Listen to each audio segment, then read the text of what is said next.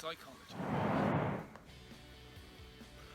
Hello everyone, and welcome to today's lesson, which is of course exam question fun. Forget Christmas, never mind birthdays, this is where it's at. Oh yes. So through the video we'll be talking about different types of questions that we're going to be meeting in the course studies exam. I'll try one, you try one, I try one, you try one, etc. The course studies exam, it's worth remembering, is not the course studies exam. It is in fact the psychological themes through the course studies exam, which brings us to the obvious questions. What are the psychological themes? Well, quite simply, they're the approaches and perspectives, so you've got to know your key concepts and the strengths and weaknesses of each approach and perspective. They are methodological issues, strengths and weaknesses of the type of method, type of experiment, observation, self-report, etc. Ethics, they are also the debates. What do the studies contribute to the nature-nurture debate, or how scientific are they, or do they give an explanation that is an individual explanation, i.e. something within the individual, or more an explanation that is situational, that behaviour is caused by the circumstances somebody's in rather than due to what they are like themselves. A reminder about the nature of the exam then, it has three sections which are imaginally entitled Section A, Section B and Section C. All of them were 35 marks. Section A tends to have questions that require the shortest answers, being 2, 3 or 4 mark questions, and therefore extended points are generally not required. However, with lots of them, it's good practice to go along the lines of making a point, explaining the point you'll make, and giving context from studies. And that's a good way to get marks, as we will see. Section A is the only section of the entire paper which is study-led. Section B, you're being asked about approaches or debates, and then you use your knowledge of the studies to explain the comment you're making about the approach or the debate. Section C is an application, more of that later. However, even though it is study-led, only a few of the questions in this section now ask about specific details of the study. The kind of thing is, describe the sample of this study, or the sampling technique, or how a variable was measured, or how a variable was manipulated, or give a result. So instead of just asking you what happened in the study, most questions ask you to know what happened in the study to explain ideas about issues or debates. For instance, what about the study showed it was a lab experiment or a quasi-experiment? Or what about the study told us something about cultural or social or individual diversity? Or what about the study links it to a particular approach or perspective? Or compare one study to another study. A quick word about culture, social, individual diversity, because I find it hard, so I imagine that you probably find it a little bit hard as well, and the secret is not to overcomplicate it. Cultural diversity is, do different cultures influence people in different ways? To be able to contribute that, a study obviously has to compare different cultures. It may be able to do that to some extent within the same country.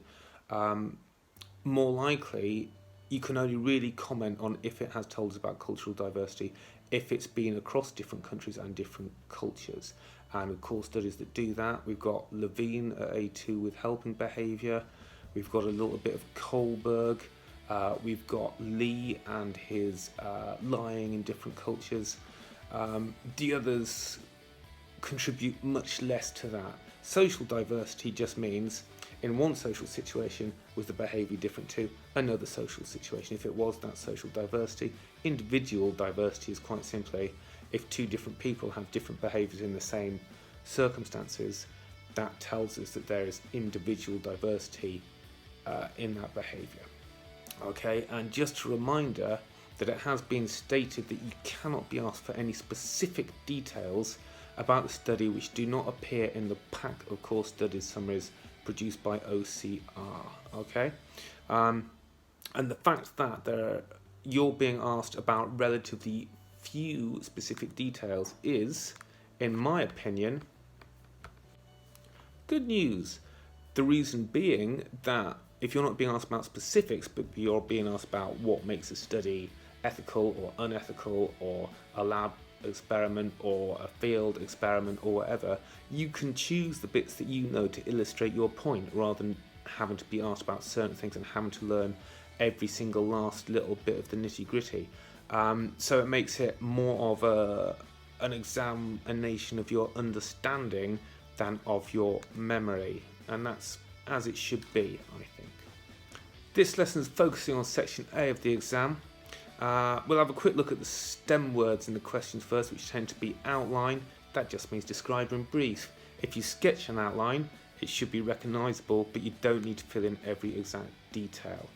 What kind of things might you be asked to outline? A theory that a study is investigating, how the study is placed in an area. Key concepts are vital there, linking the key concepts to something that happened in the study, or how the results provide evidence for the theory or the conclusion that is reached within the study. Okay. Another STEM word, explain. That just means give a reason for something, of course, why something has increased our understanding of a key theme or of the cultural, social, moral diversity, or why something is a strength or weakness of the study. Describe's another one. Quite tricky to tell you how to describe something without just saying describe it, but if I'm going to try and do it, I would say it is say how something is, say how something was measured or manipulated, or how something was part of a particular research method, or you might describe as in say what happened in a procedure or similar. Occasionally there's a discuss question. That's a bit trickier. It's what the exam board likes to describe as a differentiator, which means that fewer people can do it well. It requires some kind of conclusion or comment to be made. For instance, say what ethical guidelines were broken in the study, and then a discussion which is an evaluative consideration of the conclusion or comment or description that you've made, in order to say whether that conclusion or comment was a positive thing or a negative thing, or maybe both, and so the extent to which you can trust your conclusion. More of this later. Okay, now to the good bit. The questions. I'm going to do a question first, and then I'm going to give you a question to do. So my first question is a two-part question, both for 2 marks. Section Part A. Bandura's study into the transmission of aggression is considered a laboratory experiment. Describe why it is considered a lab experiment. Part B. Give one strength of the use of a lab experiment in this study. Okay, now before I go and tell you what I want to do, I want you to pause the video and have a little think about what the requirements are to get the marks on this. It's for 2 marks then, so I would say, first of all, you need to say what makes a lab experiment, and then why this study is a lab experiment, why this study has whatever it is that makes a lab experiment. And here is my answer. A lab experiment has an IV and a DV and controls other variables. Bandura's IV was the behaviour of the model, aggressive or passive, and the DV was the different behaviours of the children.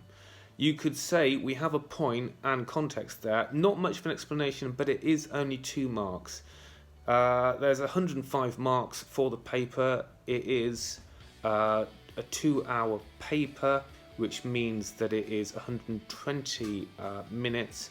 So it's really effectively a minute mark plus a little bit of thinking time. So you've got to cut your cloth to some extent. Part B, give one strength of the use of a lab experiment in this study. I'm not even going to ask you to pause for this one. I think it's quite straightforward. You give the strength and then you say where it happened in this study with some context. So therefore, something along the lines of, strength of lab experiments is that they control extraneous variables, allowing you to see cause and effect. So that's 1 mark there. Bandura control the behaviour of every model and ensure there are no distractions by having all phases of the experiment occur in rooms with no other people in but the exact same toys. Therefore, the only difference for the participants was the behaviour of the model, and you can see the influence of that on the behaviour of the child. So I'm saying what was controlled, and I'm saying what the cause and effect was. That's quite a lot there for 2 marks, that's belt and braces, but sometimes you can get quite a lot written in a couple of minutes, so don't be afraid to make sure you nail down your point, but obviously don't spend 5 minutes on it either. Now it's time for your question. It's a 2-parter again, it's pretty much the same as what we just done, but with Chaney. So Chaney's study into the transmission of aggression is considered a field experiment. Describe why it's considered a field experiment. Give 1 strength to the use of a field experiment in this study. Pause the video, answer this, take 5 minutes, no more. My turn again then. Another 2-parter, this time 3 marks for part A and 2 marks. Bandura's study is based on social learning theory. Describe social learning theory. And in what way do Bandura's findings provide evidence for social learning theory? So before I tell you what I do with this, take a moment and contemplate what you think is required of it. Right, so social learning theory is the idea that we learn by observation. You could go several ways here. You could talk about what role models are, about seeing and imitating, etc.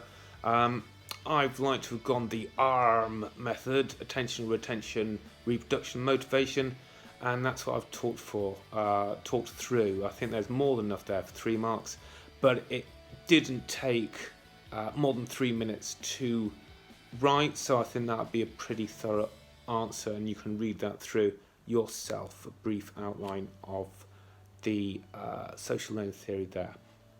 The second question requires, first of all, findings and then explaining how is evidence for SLT. And I've said the key result which supports evidence is the difference in imitative aggression between the children who had been exposed to the aggressive role model and those who have been exposed to the passive role model.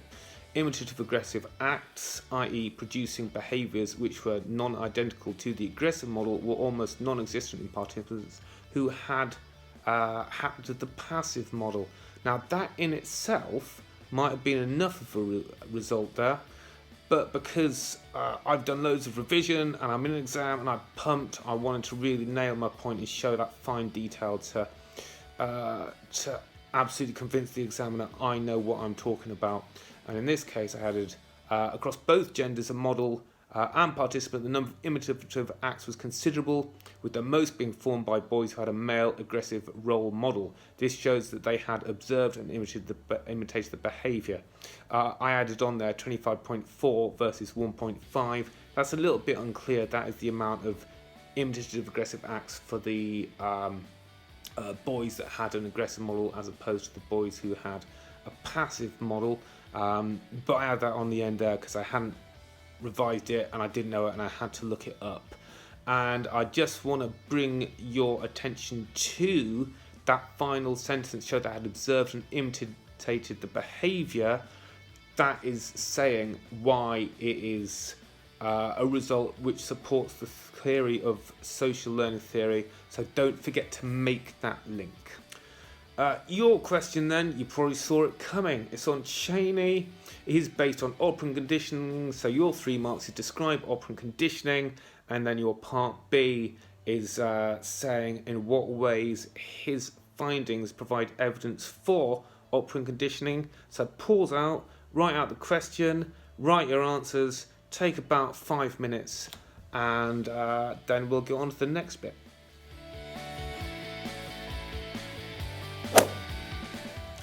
Right, my turn again. How does Chaney's study link to the development area of psychology? Once again, before I do my bit, give it a pause, see if you can think what's required to answer this question, then we'll see if you are right. So, what is required is a knowledge of the development area, i.e. a key concept, explicit link between the development area concept and what the study is looking at, and then a bit of detail to back it up because it's that third mark thing. So here's what I said. Key concept: the development area states that children are indifferent to adults and demonstrate change over time. Then, how does that link to the study generally? Chaney's study was looking at adherence to medical requests, taking asthma medication correctly, and how this changed by becoming more frequent and less resisted. That is change in behaviour, so it's development. And then for my third mark, he found that the use of operant conditioning in the shape of the funhaler increased previous day's compliance by 38%, showing a change in behaviour over time and therefore development. Okay, now you probably guessed this one already. How does Bandura's study link to the behaviourist perspective in psychology? You'll need a key concept, you'll need the general area of Bandura's study linked to the appropriate key concept, and you'll need a bit of evidence, a conclusion, a result to show that fine detail. A word to the wise though, be careful of the key concept you choose, because Bandura's study is not, operant conditioning and classical conditioning, which are much more closely tied to the behaviourist perspective, so be careful what you choose to write about.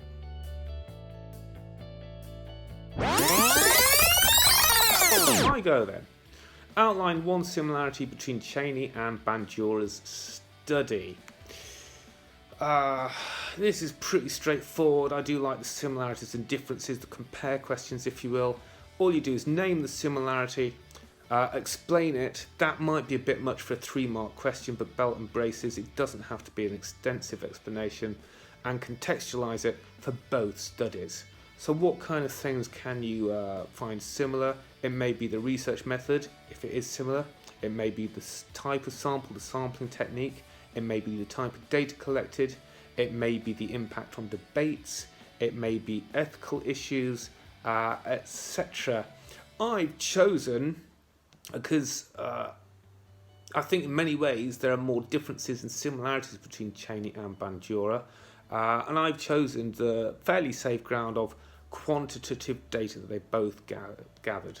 So I've said one similarity between Chaney and Bandura's study is that they both collected quantitative data, so I made my point, which is data in the form of numbers, although Bandura did collect some qualitative data as well. So I've explained my point there, and I've also headed off anybody saying, but he did other stuff. He did do other stuff, but I'm making my point, and my point is correct.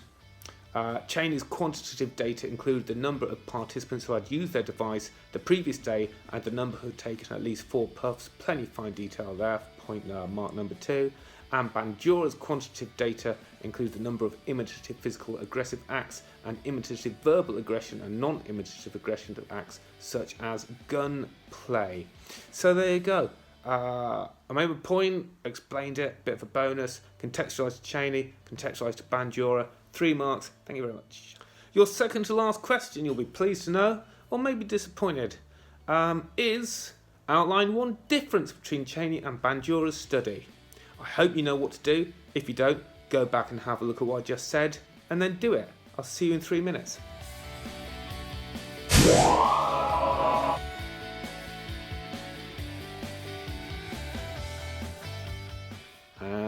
You didn't see this one coming.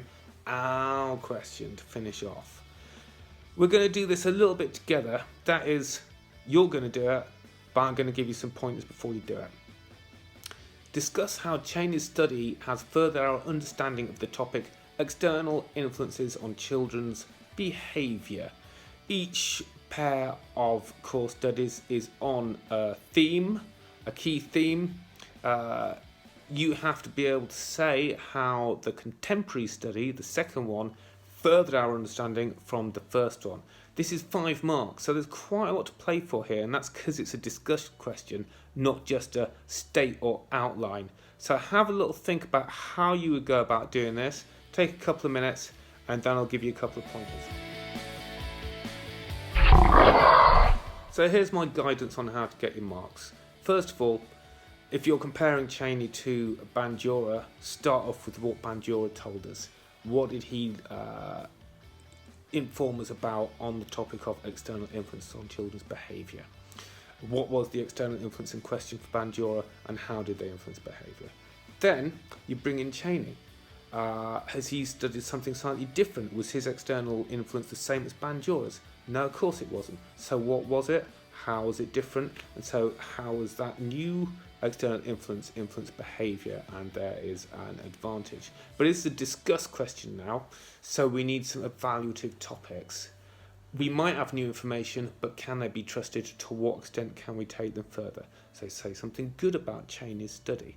Think about where it occurred. What's good about it happening in the home? What kind of data was collected? What's good about that? In what way was an experiment? There's certain strengths there. Say what that strength is. And so we can say they both have this advantage, and that means that it was increased the validity of it or the reliability of it, or etc. So we can be fairly confident about the advantages both studies have allowed us to understand on that topic.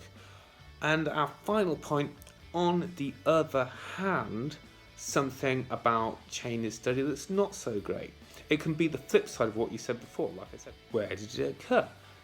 This is a good thing, because I know and you know it happened in the home, so it's high external validity. The behaviours in the home are likely to be similar to other behaviours in the home. On the other hand, what's bad about doing a study in the home? What are the flaws in that? How can it negatively influence it? And both topics, of course, both studies, of course, looked at short-term effects only. Is this a real way of understanding learning? You might argue not really. So there's some weaknesses there. So once you considered what Bandura taught us, what Chaney taught us, good things about the studies that mean that we can trust those findings, and things about those studies that means perhaps we can't trust those findings anymore, we're going to be up to 5 marks or so. So there you've got your questions.